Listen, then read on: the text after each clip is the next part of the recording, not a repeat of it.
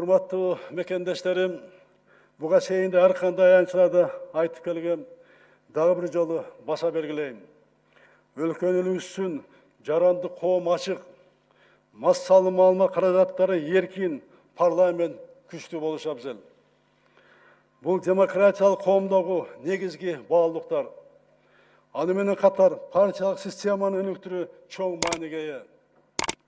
Партиялык система партияларды ирилештирет, регионализмди жоготот, программаларды, идеяларды бириктирет.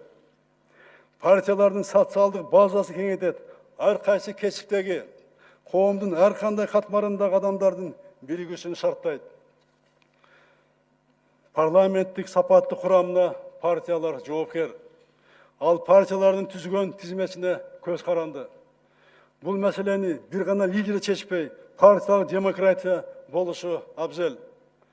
Партиянын жетекчи гана депутаттык мандаттардын тагын чечкен партиялык вождизм болбош керек. Партиялардагы ички демократияны орнотууга катуу көңүл буруу зарыл. Урматтуу мекендештерим, жогоруда айткандай, биз мыйзам базасы, шаан эрежелери күн мурун танытылсын деген сөзүбүзгө турдук.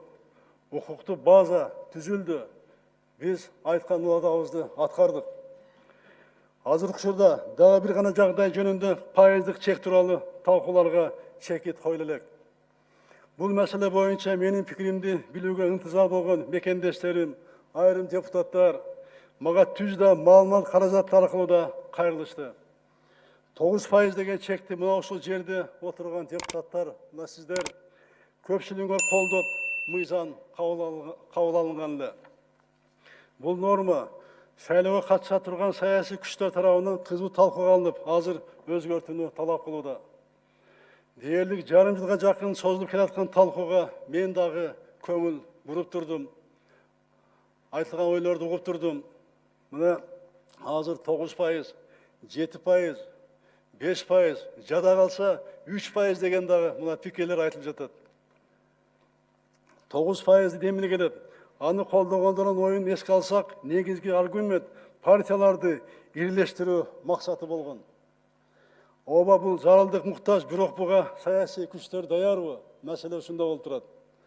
Коомчулуктагы талкуу көрсөткөндөй, саясий күчтөр, партиялар, партия лидерлери буга даяр эмес. Жашырганда эмне? Бизде элибизде жакшы сөз бар го. Эки кошкордун башы бир казанда кайнабайт дейт. Бизде мына ушундай эле. Ар бир саясатчы өзүн лидер катары тааныйт. Ошондуктан партиялар ирлештирүү биздин ирлештирүү боюнча биздин саясатчыларыбыз алар үчүн азыр эртерээк кыларын, эртерээк болоорун мына көрсөттү. 7% бул биз басып өткөн сыноодон өткөн жол. 5 жана 3% айткандар жаштарга мүмкүнчүлүк берели деген элдин кулагына жага турган аргументтерди айтууда. Бирок чынында жаштарды бетке кармап алып, бул жерде деле өз камылгасын көргөн жайдалар болуп жатат десек, жаңылышпайбыз. Азыр пайыздык босого боюнча мыйзам долбоору талкууланып жатат. Депутаттар терең талкуудан өткөрүп, жет өлчөп биркизет деп ойлойм.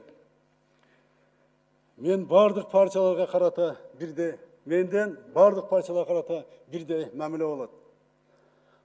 Өзүн айтып тургандай, партия деген жалпы коомдун гана бир бөлүгү. Мен кайсы бир партияга эмес, жалпы элге кызмат кылуу үчүн шайланып келгем. Жалпы элге кызмат кылуудамын. Шайлоодо жеңип келген партиялардын кимиси болбосун. Мамлекеттин кызыкчылыгында чогуу иштеген. Учурдан пайдаланып, айрым актуалдуу маселелерге токтоло кетейин. Кадырман журтунун колдоосу менен мыйзам чыгаруу, аткаруу жана сот бийлиги менен бирдикте чогуу иштеп жатканыбызга 2 жылдан ашты. Аймактарды өнүктүрүү, коррупция менен күрөшүү, өлкөнү санариптештирүү, социалдык тармакты колдоо, калкты таза суу менен камсыз кылуу, ирригация системасын оңдоо жана мамлекетибиздин улуттук кызыкчылыктарына жооп берген тышкы саясатты жүргүзүүнү убада кылган. Президентке талапкер қатары еліме берген мына ушул жана башка уағдаларымды бузган жокмун, алар ыраты менен аткарылууда. Ел менен болгон жолуучуларда жогоруда аталган багыттар боюнча жетишкендиктерге жана кемчиликтерге кеңири токтолуп айтып жатам. Массалык маалымат каражаттары да аларды чагылдырууда. Жетишерлик маалыматыңар силерде да бар деп ойлойм. Ошончо да учкай токтоло кетейин. Коомубузда тынчтыкты, улуттар арасындагы ынтымак сактоо үчүн болгон күч аракетибизди жумшап жатабыз. Бул аяр чөйрөгө абдан кылдаттык менен мамиле кылып, мамлекеттик саясатын эң артыкчылыктуу багыт катары кармап келебиз. Көзгө көрүнбөгөн, бирок көп убакытты жана ресурс талап кылган бул иш көп улуттуу мамлекетибиздин келечеги үчүн зарыл экенин билесиздер. Кудайга шүгүр, мекендештердин колдоосу менен ынтымак жана тынчтыктын негизинде ири реформаларды жүргүзүп жатабыз. Элет жеринде ишкерликти өнүктүрүп, жумуш орундарын түзүү үчүн салыктык жагын абдан чоң жеңилдиктерди бердик.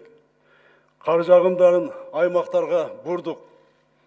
Өзүңөр күбө болуп жаткандай, мамлекеттик каржы институттардын каражаттары элеттеги ишкерлердин демилгесин колдоого багыттадык. Акыркы 2 жылда жергиликтүү бюджеттерди чындоо үчүн кошумча каражаттар бөлүндү. Бул саясатыбыз туура экендигин баарыбыз ынанып жатабыз. Бүгүн аймактарда, мамлекеттик да, жергиликтүү да демилгелер күчөп, алгачкы жыйынтыктар көрүнө баштады. Эл дайыма акыйкаттыкты талап кылат. Акыйкат сот системасына жетишүү максатында сот реформасы жүрүп жатат. Тергөөнүн жана сот процессин ачык айкындыгына багытталган кылмыштардын жана жоруктардын бирдиктүү реестри иштей баштады. Санариптик инфраструктура, аудио-видео байкоо жана протоколдоштуруу киргизилип жатат. Эски репрессивдик мыйзамдардан кетип жатабыз. Максатыбыз олуттуу эмес мыйзам бузууларды, жасаган жарандарды, өзгөчө жаш өспүрүм балдарды, криминалдык шөрөнүн түз таасирин сактап калуу, кириптер кылбоо. Ошону менен катар судьялык кызмат орундарга талапкерлерди тандоо сапатын жогорулатуу талабы коюлууда. Мыйзам бузган бир нече судьялар кызмат орундарынан бошотулду. Ушу реформаны баштаар алдында 18-жылы соттук реформа кеңешинин жыйынында соттук корпуска алар баяндама жасап атканда мен суроо бердим эле. Ушу соттук реформаны ишке ашырыш үчүн соттук корпуска эмне керек деп. Ошондо айтышты эле, бизге саясий эрк жана каражат керек деп. Мына саясий эрк бар. 19-жылы көптөгөн каршылыктарга карабастан соттук укуктук реформаны баштадык. Каражаттарды 19-жылга башка тармакта талап кылып турса дагы сот тармак 38%га соттук реформага сот системасына бөлүндү, көбөйтүлдү. Санариптештирүү болуп жатат. Эң алдыңкы технологиялар менен аудиофиксация системасы киргизилет. Биз муну аткарып жатабыз. Бирок 2 жылдык мына биздин байкоолор көргөздү, бир эле бул жетиш эмес экендигин. Биринчи, бир сот орну боюнча сот системасын тазалоо мүмкүн эмес экенин көрсөттү. Мына мен соттордун жыйында да айтып атам. Ар кандай жыйында. Биринчи, өзүңөрдүн адамдык кабириңерди, ички ыйманыңарды козгогула. Ошондо гана соттук реформа ийгиликке жетет, болбосо жетпейт деп. Ар бир жердеки иштеген сот өзүнүн абирин, ыйманын козгош керек. Ансыз канча каражат жумшабайлы, бул реформа ишке ашуусу ийгиликке жетпей турган көрүнүп турат. Ошон үчүн бизде дагы айтам, сот системасына эрк бар, каражат бар.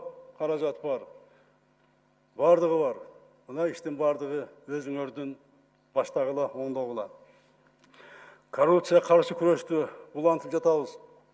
Кол тийбес, туруктуу иштеген коррупциялык схемалар түзүшкөн айрым жогорку чиновниктерге, пара алуучуларга каршы ачык күрөш жүрүүдө. Бул иш мындан да уланат, токтобойт, бул күчөйт. Анын жүрүшү Коопсуздук кеңешинин 3 жыйналышында каралды. Силерде толук маалымат бар. Албетте коррупционерлерди камоо жолу менен гана коррупция жое албайбыз. Коррупцияны алдын алуу максатында өлкөнү туташ санариптештирүү, экономикалык кылмыштарды декриминалдаштыруу жолдорун колго алып жатабыз. Санариптештирүү саясатынын жыйынтыгы катары учурунда жарандарыбызга 191 мамлекеттик кызмат көрсөтүү жана сервис электрондук форматка жеткиликтүү болду. Негизги максат мамлекеттик кызмат көрсөтүүдө жарандарыбызга ыңгайлуулук жаратуу жана адам фактарын жокко чыгаруу. Халктын аяр катмарына мамлекеттик кызмат көрсөтүүдө бардык багыттар боюнча санариптештирүү иши уланууда. Натыйжада жөлөк пулдарды төлөөдө ачыкча бюрократия жокко чыгарылып, социалдык жардамды төлөөгө дарексиз жолдонуп жаткан бюджеттик каражаттар үнөмдөлүүдө. Санарип саламат сактоо тармагына да кирүүдө. Мына жакында буйруса азыр даярдап атышат. Саламат сактоо системасын Коопсуздук кеңешинин жыйынында дагы карайбыз бул тармак боюнча. Укук коргоо органдары бардык региондордо бирдиктүү терезе борбору аркылуу элге кызмат көрсөтүүдө. Бирдиктүү терезе принцибин калкка кызмат көрсөткөн бардык мамлекеттик органдардын ишине киргизилет. Бул санариптештирүүнү мен эле тапкан жокмун. Бул бүт дүйнөжү санариптештирүү жолу менен эң алдыңкы технологияны киргизип, мына алдыга кетип атышат. Тилекке каршы биз кеч баштадык, биз артта калдык. Бирок биз абдан амбициялуу максат койгонбуз, ошону иштеп атабыз. Биз Борбордук Азияда эң алдыңкы мамлекет болобуз деген. Муну эми баардыгын туура түшүнүп турасыңар. Бул коррупциянын жоюу бир гана жолу, азайтуу жолу бул санариптештирүү. Ошон үчүн санариптештирүү менин өзгөчө президенттин көзөмөлүндө менин приоритеттүү тармак катары мына күнүгө бул боюнча иштеп жатам. Мына 2016 жылы мына сиздер колдоп бергенсиздер, мен жаңы премьер болгондо мамлекеттик технология жана байланыш комитетин түзгөнбүз. Ошонун негизинде түндүк электрондук системасын биринчи киргизгенбиз. Пилоттук режимде баштаганбыз. Бирок тилекке каршы бир кыска мөөнөттө бул согундап кетти. Бирок азыр биз колго алдык буну колго алып, каражаттарды бөлүп, тиешелүү адистер менен камсыз кылып, буну азыр тездетип атабыз. Тездетүүнүн ишин дегенде бул санариптештирүү бизге мамлекеттик аба менен суудай керек азыр. Ошон үчүн буга бардык мамлекеттик органдар, 3 бийликтин бутагы тең, мен баш болуп, электрондук башкарууга өтүшүбүз керек. Мына биздин аппарат президент өттү азыр бардыгы тең. Электрондук башкарууга толук өттү. И башка мамлекеттик органдар дагы өтүш керек. Мына биз кичине согундап кетип колго алдык.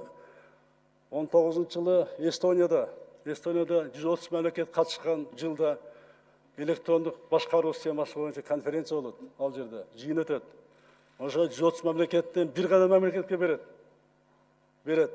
Бизге 19 жылкы сыйлыкты кыска мөөнөттө түндүк электрондук системасы жетишке ийгиликтер үчүн деп туруп мына бизге берди. Биздин түндүк электрондук системабызга. Бул деген айтып турат. Биз туура жолдо кетип атабыз.